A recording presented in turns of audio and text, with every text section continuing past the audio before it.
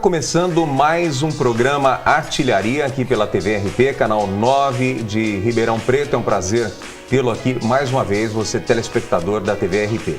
Quem está ao meu lado hoje no programa Artilharia é o Luigi do programa Encontro Empresarial. Prazer em recebê-lo mais uma vez. Eu agradeço. O nosso convidado de hoje é o deputado federal Antônio Duarte Nogueira Júnior. Nogueira, prazer em recebê-lo aqui no programa. Sempre muito bom recebê-lo aqui na TV RP. Jairney Caparelli, Luiz Calabrese, telespectadores, alegria poder estar aqui com todos vocês. Nogueira, eu gostaria de começar te perguntando, já passamos o Natal, passamos o Ano Novo, já estamos em um Ano Novo de 2015. Gostaria de saber de você, você tem um estilo esportista, né? É mais fácil levar o esporte ou é mais fácil levar a política? Como você diferencia? Você tem um lado esportista muito grande, mas é um bom político também. Qual dos dois é mais fácil ser levado?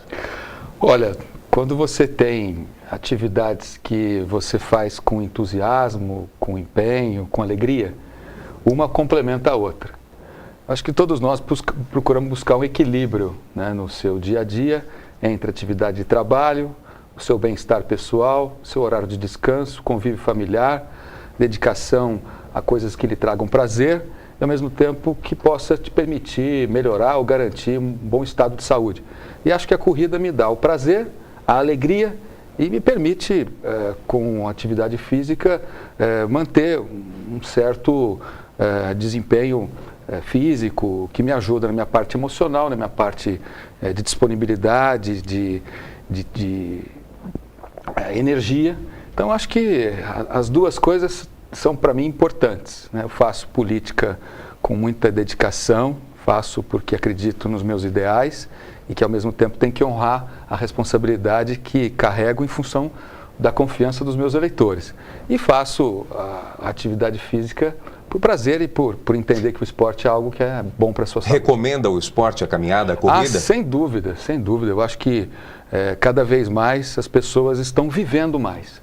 Não só por aspectos da medicina, por tecnologia, por uma boa alimentação, hábitos mais saudáveis e boas práticas esportivas.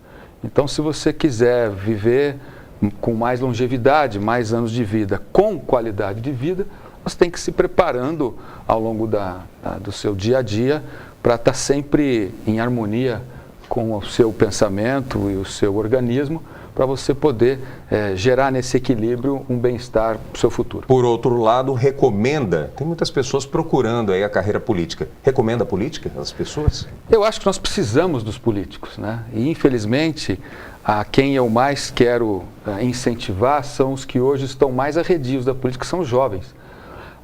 O jovem, e eu já fui muito jovem também, né? Como qualquer um de nós, a juventude, ela se atrai por coisas positivas. E hoje, infelizmente, a forma como você se apresenta a política brasileira, com esse volume de escândalos, com esse descrédito, a impunidade, a mentira, a enganação, a ilusão, né, do eleitor e o descrédito dos bons serviços públicos de qualidade que são prometidos e que não são entregues na sua regra geral, afasta os jovens da política. Então eles ficam apenas na parte crítica e não fazem a parte de envolvimento e tomar a frente disso e eles próprios serem os protagonistas dessas mudanças. Então eu acho que a gente tem que procurar dar bons exemplos e eu tenho sempre feito isso. Eu sou presidente estadual do PSDB, incentivo muito a juventude do meu partido, converso muito com meus 3 filhos que estão numa idade de adolescência, de adulto, os gêmeos estão com 16, o Otávio e o João, o Antônio com 19, como eu disse no intervalo aqui antes de começar a entrevista, o Antônio já está na faculdade, 2º ano de jornalismo. Então eles têm uma cabeça extremamente madura, ativa, e eu espero que eles possam no futuro, não eles em si, mas a juventude como um todo, se despertar para a importância de participação. E não precisa ser a participação política disputando a eleição, indo atrás do mandato popular, mas a participação política na discussão dos temas importantes da sua cidade, no envolvimento cidadão para que aquilo que não estiver sendo feito de maneira correta possa ser corrigido. E quando eu vou à rua, quando eu me manifesto através de uma carta no jornal, quando eu participo de uma assembleia protestando por determinada coisa, eu estou colaborando para pressionar quem está tomando decisões em nome do coletivo, corrigir os rumos. Okay, acho que é por aí. Bom, parabéns. Primeiro, eu quero lembrar aos nossos telespectadores, aqui está na minha frente um ex-aluno meu. É um orgulho para mim, como professor, saber que um ex-aluno meu chegou aonde chegar, pela capacidade que tem, pela vontade que tem. Meus parabéns. Muito obrigado. E você acabou colocando uma coisa interessante. Eu também eu não fui político e eu acho que eu não sou um político, mas eu acho muito importante a juventude realmente começar a participar. E você disse algo assim impressionante. O pessoal só vê o lado ruim, mas não vê que tem muitos bons políticos que tentam acertar, que tentam fazer coisas boas para a nossa cidade e para o nosso país. Não é verdade? Sem dúvida. Sempre existe pessoas em todos os ramos de atividade que têm aptidão e, ao mesmo tempo, compromisso ético, valores, princípios para exercer as suas atribuições conforme se espera de quem faz com bom desempenho, e aqueles que, infelizmente, no decorrer do caminho, acabam se desviando do que é correto. Isso vale para todas as profissões, todas as atividades. E a que se destaca mais é a política. Porque se eu sou um profissional de determinada área, eu sou um engenheiro, e eu erro, aplico com desleixo a minha técnica, eu vou ficar sujeito a perder a minha licença do Conselho Regional de Engenharia e vou fazer mal para algumas pessoas, ou vou construir uma construção errada, ou vou gerar um prejuízo numa determinada obra física, obra civil. De pequena monta, né? O político, ele causa danos muito maiores do que se pode imaginar. Né? Porque o dano, dependendo de como ele ocorre, ele acaba atingindo milhares, dezenas, centenas e milhões de pessoas quando você deixa de observar. Se eu sou um presidente da República e eu ajo com desleixo, eu não controlo adequadamente as ações do meu governo, enterro a economia, aumento a inflação, impeço o desenvolvimento, o crescimento, tem que imprimir uma carga tributária enorme na sociedade, eu prejudico uma nação inteira. Né? Então, no seu entender, Nogueira, os danos têm sido maiores do que os acertos por parte dos políticos? Nesse momento, eu faço críticas ao governo federal, né, da presidente Dilma. Sou de um partido de oposição, sou um representante do lado que perdeu a eleição, portanto, quem ganha governa, quem perde fiscaliza. E sou muito crítico, porque eu acho que a presidente Dilma começou o seu segundo mandato pior do que começou o primeiro, e ainda começou, na minha opinião, pior do que terminou o segundo, o antecessor, o seu primeiro. Porque ela aumentou as taxas de juros, ela não fez com que o país crescesse. Os indicadores sociais, vou citar dois, nós tivemos durante o primeiro mandato dela, 2011, 2014, aumento no analfabetismo, coisa que é uma curva que até então não existia no nosso país.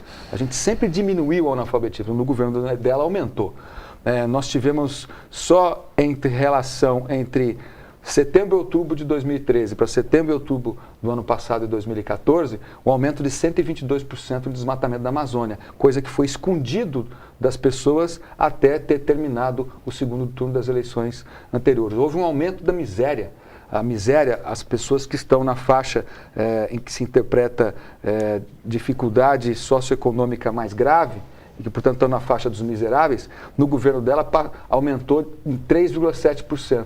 De 40 milhões e 80 mil para 40 milhões e quase 400 mil, uma cidade quase na metade como Ribeirão Preto. Então, são coisas que eu acho que foi fruto de erros que foram o objeto daquele estilo do PT, de se preocupar apenas com o imediato, de não considerar o planejamento e metas do futuro, e acabam sendo uma espécie de cozinheiro de despensa cheia. Torra o que tem, e depois acaba o estoque e você só tenha, portanto, a imprimir sacrifícios para a população.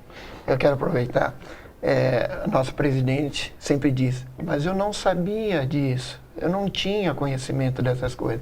A gente pode pecar por duas formas, pela ação e pela omissão. Houve um pecado muito grande não acompanhar tudo que vem acontecendo no país, e nós temos todos os escândalos que nós temos. O exemplo maior, mais estratosférico, é o Petrolão, o escândalo da Petrobras. Que nós conhecemos, tem mais outros. Uma empresa que em 2006, quando ela era ministra do governo do presidente Lula, de lá para cá aumentou o seu endividamento em 6 vezes. Pulou de 50 milhões para mais de 330 milhões. Uma empresa que teve seu capital acionário reduzido de R$ 74,00 por faixa de porção acionária para menos de 10. Além de um desvio que espera-se que se supere 10 bilhões de reais. No escândalo do Mensalão, que levou à prisão os dirigentes do Partido dos Trabalhadores e o próprio o ministro-chefe da Casa Civil do presidente Lula, e que o presidente Lula dizia não saber o que tinha acontecido no seu mandato, e que transitou em julgado no Supremo Tribunal Federal, o valor do escândalo de corrupção era de 170 milhões de reais. Apenas um diretor, na delação premiada agora aqui na Operação Lava Jato, entendeu para pedir perdão, né, a delação premiada é uma confissão de culpa. Só ele está devolvendo mais de 200 milhões de reais, um funcionário de terceiro escalão. Então é uma corrupção endêmica, assistida com toda certeza do ponto de vista operacional. Não é possível que uma coisa dessa natureza viesse a acontecer. E, no entanto, a presidente da Petrobras, a Graça Foster, que é da alta confiança da presidente Dilma, que na época era presidente do Conselho de Administração quando compraram a refinaria de Pasadena, que passou de 40 milhões de dólares para 1 bilhão, quase 2 bilhões, ela foi colocada ali, na minha opinião, para limpar a cena do crime. Só que, infelizmente, ou no caso, felizmente para a sociedade brasileira, ela não teve tempo hábil para isso. Mas o Brasil vai resistir, vai virar essa página, a sociedade tem que ficar atenta, manter esse ritmo de indignação, e nós da oposição temos um papel muito importante, que é ir ao encontro do que a sociedade espera, a opinião pública deseja, utilizar os veículos de comunicação, fazer com que essas coisas, de fato, sejam colocadas, enfrentadas até o final, com o apenamento dessas pessoas, com o julgamento delas, com a devolução do dinheiro desviado, e que nós possamos manter todo esse conjunto de estado de atenção para que essas coisas não venham mais a acontecer. Nós vamos fazer um intervalo rápido, Nogueira. Voltamos já já. Daqui a pouco nós vamos falar. No começo do programa eu falei sobre corrida, sobre esporte. Daqui a pouco, logo após o intervalo, a gente vai falar sobre corrida às urnas com o deputado federal Duarte Nogueira. É já já no Artilharia.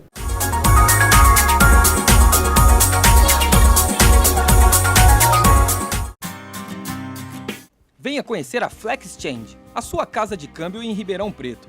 Trabalhamos com compra e venda de diversas moedas estrangeiras, como dólar americano, dólar canadense, dólar australiano, euro, libra esterlina, moedas exóticas e entre outras, sempre seguindo as normas do Banco Central.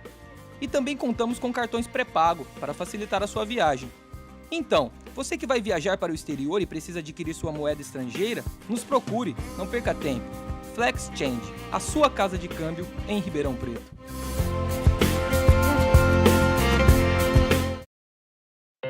Na última década, os transplantes de órgãos cresceram 84%. As cirurgias cresceram 619%. E os atendimentos de urgência cresceram 627%. As doações de sangue precisam acompanhar esse crescimento para atender a milhares de pessoas que dependem da sua solidariedade. Esse gesto está em suas mãos. Seja para quem for, seja um doador. Procure um Hemocentro mais próximo.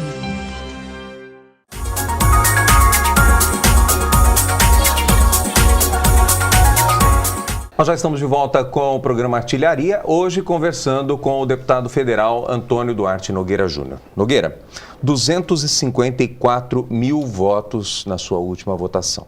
É expressivo. A corrida às urnas sempre é uma continuação para vocês políticos, né? O que vem por aí? O Duarte Nogueira é candidato a prefeito de Ribeirão Preto? Bom, primeira coisa é honrar os votos recebidos, né? Tomar posse no próximo mandato no começo de fevereiro, manter o ritmo de trabalho que a gente vem fazendo desde então ao concluir este atual mandato como deputado federal, E, de fato, a votação nessa última eleição foi muito expressiva, mais do que o dobro da anterior.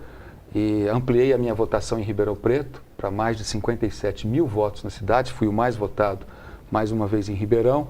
Ampliei na região, ampliei na capital, no estado todo. E tive uma votação presente em 631 dos 645 municípios do nosso estado. Então, eu acho que primeiro é honrar esses votos. A eleição municipal é só no ano que vem, no outubro de 2016. Até lá, eu tenho que cumprir a minha etapa como presidente estadual do PSDB, fazer o processo sucessório das eleições, das convenções municipais, a convenção estadual, participar da convenção nacional e preparar o partido para ter bons projetos. Eu acho que antes de você personificar o candidato, antes de você fulanizar o processo, vai ser o Jairney, vai ser o Luíde, vai ser o João, José, Maria, nós temos que estabelecer de que maneira nós vamos levar esse projeto. Quais são as ideias, quais são as propostas, o que cada empreendimento que eu pretendo realizar e construir precisa de mim. E no caso de uma cidade como Ribeirão Preto, essa é uma obra que precisa ser feita a muitas mãos, com a participação de muita gente. Então, se eu puder colaborar de alguma maneira em construir esse projeto para Ribeirão Preto, claro, eu quero o melhor para a minha cidade. Acho que Ribeirão Preto está sofrendo muito por problema de péssima qualidade de gestão. E isso a gente anunciava na eleição anterior, aquilo que pode ser algo que facilite você ganhar a eleição, ter muito partido político, ter muito dinheiro, ter muito candidato a vereador, ter muita estrutura de campanha, pode ser um enorme obstáculo para você governar, porque depois esses compromissos lhe impedem de escolher as pessoas corretas, de empreender os projetos necessários e de tomar as decisões para que a cidade possa melhorar sobre o seu aspecto de qualidade de vida, sua infraestrutura, os seus serviços públicos. Então, eu acho que antes de discutir quem é que vai disputar a eleição, a gente tem que juntar pessoas que tenham carinho pela cidade para ajudar a encontrar novos rumos para Ribeirão Preto. Eu vou me colocar à disposição de fazer isso. Eu quero fazer uma pergunta. Duarte, você sabe que nós estamos num sistema de violência muito forte. A violência cada dia está na televisão e tudo mais. O que está sendo feito na Câmara para leis, para diminuir isso? Porque a pessoa fala, eu não sou impune, ou sou impune, daqui a pouco sou liberado, vou preso, meia hora depois a delegacia ou o delegado me libera. O que está sendo feito na Câmara para mudar isso? Bom, o PSDB tem um projeto para ampliar a pena para os menores que cometerem crimes hediondos gravíssimos. E o PT, infelizmente, obstruiu a nossa tentativa de prosperar essa matéria, aumentar de 3 para 8 anos a internação desse menor, fazendo um ajuste no Estatuto da Criança e do Adolescente, consultado o Ministério Público e o Poder Judiciário. Temos que fazer a revisão do Código de Processo Civil, como está sendo feito agora pelo Senado, mas avançar na avaliação, na adequação, do aperfeiçoamento do Código de Processo Penal e do Código Penal e adequar essa nova realidade para trabalhar, para reduzir a impunidade, que é o que também incentiva a prática do crime. E numa outra ponta, você gerar um ambiente de prosperidade, desenvolvimento econômico, com emprego, com renda, com serviços públicos de qualidade, com boa infraestrutura urbana. Cada vez mais as pessoas vão morar na cidade. Ao morar nos municípios de grande porte, você já gera uma tensão e uma pressão de adensamento, a violência que envolve o consumo de droga, o consumo de bebida, em especial, no caso do crime organizado, de armas ou de drogas, são crimes federais. A polícia do estado de São Paulo, que é uma das melhores polícias do país, fica enxugando gelo, porque as nossas fronteiras com os países produtores de droga acabam permitindo que drogas e armas entrem aqui, que é uma tarefa do Exército, da Polícia Federal, que não estejam fazendo o seu papel, mas que às vezes nem reúne meios para isso, por problemas de congelamento dos seus orçamentos, por falta de pulso firme na hora de você implementar essas políticas públicas. E a questão, acho que familiar, né? Sem dúvida alguma, a educação começa dentro de casa e se completa na escola. E acho que a educação no Brasil deixa muito a desejar sobre o aspecto de qualidade. E isso não é só falar para melhorar o salário dos professores, dos funcionários, rediscutir a grade curricular, estabelecer novas formas de gestão, mas enfrentar problemas, que é reconhecer que o Brasil vai mal nas provas de matemática, ciências e as exatas. Nós acabamos de dizer que estamos tendo um aumento do analfabetismo, estamos tendo diminuição no número de jovens universitários formados em relação a anos anteriores. Então, os indicadores da nossa educação não são bons. Então, isso tem tudo a ver com o aspecto da violência. Ainda continuando no quesito segurança, Luiz, para Ribeirão Preto, alguma coisa específica, Nogueira? Para Ribeirão e região, tem alguma coisa para a segurança aumentar? Até porque a nossa insegurança é muito grande. Sim, nós conseguimos, junto ao governo do Estado, fazer, a partir agora de 2015, de um novo investimento lá na sede da Pascoal INEC, da Polícia Militar, a nova sede do Copom. E esse prédio, que tem um investimento de 23 milhões de reais estimado, no projeto que foi feito pela Polícia Militar e que a gente se emprenhou junto ao governador Geraldo Alckmin, que deu sinal verde para colocar isso no orçamento já deste ano de 2015, ela vai unificar o trabalho do 190, 192, 193 e mais o Futuro Detecta, que vai ser implantado em Ribeirão Preto, a exemplo do que já vem sendo desenvolvido na capital, que é aquela parceria com a cidade de Nova York, com um sistema de software, ou seja, de programação de computadores inteligente, que faz a leitura do semblante das pessoas de uma maneira muito intensa para identificar posturas suspeitas e que poderão cometer criminalidade, chamando a atenção para os policiais em tempo real. A visualização fica muito mais rápida. Além da intimidação em relação a você fazer a dissuasão do crime, em função da presença das câmeras espalhadas pelas principais vias da cidade. Então, esse é um sonho que a gente tem e que espero que a gente possa tornar realidade, melhorando a infraestrutura de policiamento ostensivo, além sobre os aspectos outros que poderão ser feitos de maneira complementar. Eu gostaria só de complementar uma coisa aqui. Eu, como professor, tenho conversado com vários professores e todos eles gostariam que tivesse na sala de aula uma câmera para mostrar a atitude de cada aluno, porque é muito comum o pai chegar, meu filho é um santo, meu filho em casa, mas o senhor viu numa sala de aula? Olha como ele se comporta, olha como ele é, mas não pode, parece que não pode. Infelizmente. Nogueira, você tem agora a companhia, além do Arnaldo Jardim, que é deputado federal lá na Câmara, você terá também a companhia do Baleia Rossi, que foi eleito agora recentemente. Como vocês poderão trabalhar por Ribeirão Preto? Eu acho que é um reforço, né, no time.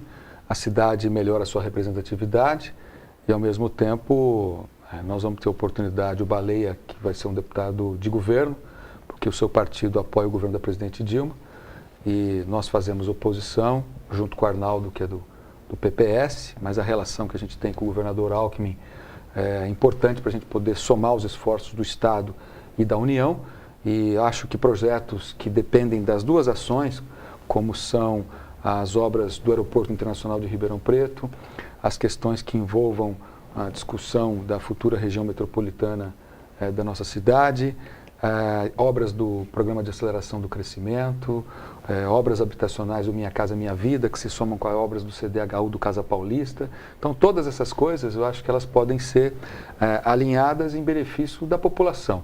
A gente deixa a briga eleitoral para a época da eleição e se une, né, depois de eleito, para cumprir com as responsabilidades de honrar os votos que recebeu e trabalhar pela população. Muito bem colocado. Mas agora eu quero te perguntar uma coisa interessante. Como é que está a liberação, a identificação da região metropolitana de Ribeirão Preto? Como é que está isso? O projeto, o anteprojeto já está pronto. No final do ano passado, eu estive em audiência com o subsecretário de Gestão Metropolitana e o vice-presidente da Emplasa, Dr. Luiz Pedretti, que é o técnico especialista em desenvolvimento de anteprojetos de regiões metropolitanas, e ele já tem o estudo incorporando os municípios de Ribeirão Preto, que envolve 1.628.000 habitantes da população do nosso estado, numa área territorial um pouco maior do que 6% do território do nosso estado. Então, ela já está com o desenho geográfico definido, as cidades que se unem por território de cada uma delas e uma expectativa de futura faixa de conurbação à medida que as cidades forem crescendo, os eixos viários, os problemas mais importantes como a realização de saúde, a parte de desenvolvimento viário, a parte de logística, tudo isso está dentro do anteprojeto. Agora ele vai ser submetido ao governador Geraldo Alckmin e nós esperamos que o governador possa acolher e enviar esse projeto para a Assembleia Legislativa para virar lei. Para encerrar o programa, eu gostaria de mexer um pouquinho com o seu lado pessoal.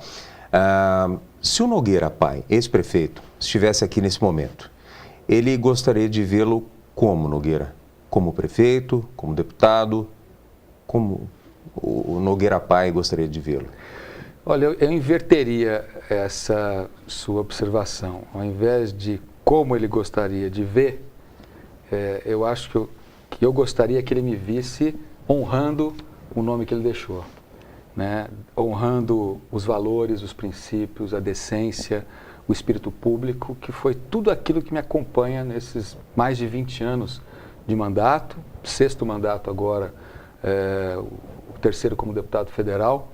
E meu pai já faleceu há mais de 24 anos, né? Então já faz muito tempo. Mas ele tem uma sólida imagem dentro da cidade, na memória daqueles que tiveram a oportunidade de conviver com ele, ou que receberam informações daqueles que conviveram e transmitiram aos seus descendentes. E eu sempre carrego isso com muita responsabilidade. O doutor Ábido Simão, que você conhece muito bem, sim, médico, neurologista, foi presidente da Coab, foi secretário de governo do meu pai, e é um bom conselheiro. Grande homem. A primeira vez que eu me elegi, em 1994, e o Mário Covas me convidou no final de 94 para ser secretário de habitação, o Ábido pegou, colocou a mão em mim assim e falou assim: menino, olha lá o que você vai fazer, porque você está começando de onde seu pai terminou, né? Ele quis chamar a atenção às minhas responsabilidades e eu tenho procurado dentro das minhas limitações. Você se vê muito nele, honrar Nogueira? Esse nome. Você se vê muito nele, não só como homem, mas como político também? Fisicamente? Não, como político. Acho que sim. Eu acho que eu tenho algumas características que essa parte de se dedicar, de estudar, de se não sabe uma coisa, vai atrás para saber, de perseverar, né, de ter resistência e sempre ter os 3 Es importantes para você ter uma vida que lhe traga equilíbrio interior, que é energia, entusiasmo e empatia. Muito bom. Mas, parabéns, tenho certeza que teu pai, aonde ele está olhando e está ficando muito orgulhoso. E orgulhoso, Parabéns. Com certeza. Nogueira, muito obrigado. E ficou emocionado, né? Mexemos no sentimental mesmo, né? Eu fico com orgulho, meu ex-aluno, parabéns. Muito obrigado. Muito obrigado pela sua entrevista, obrigado por ter vindo aqui na TVRP mais uma vez e as câmeras à sua disposição. Bom, Jainei, Luíde e os telespectadores aqui do Canal 9, muito obrigado pela oportunidade e se Deus quiser, ao longo do ano, em outras chances, a gente volta aqui para prestar contas do nosso trabalho, responder perguntas que possam ser de interesse da nossa cidade ou da região e sempre se colocando à disposição para prestar contas do nosso trabalho. Muito obrigado. Já assumi o compromisso de retornar. Sem dúvida. Sempre convidado. De volta no próximo convite. Obrigado, Nogueira. Obrigado, Luíde. E Obrigado. nós voltamos na próxima semana com mais um Artilharia. Até lá. Até lá.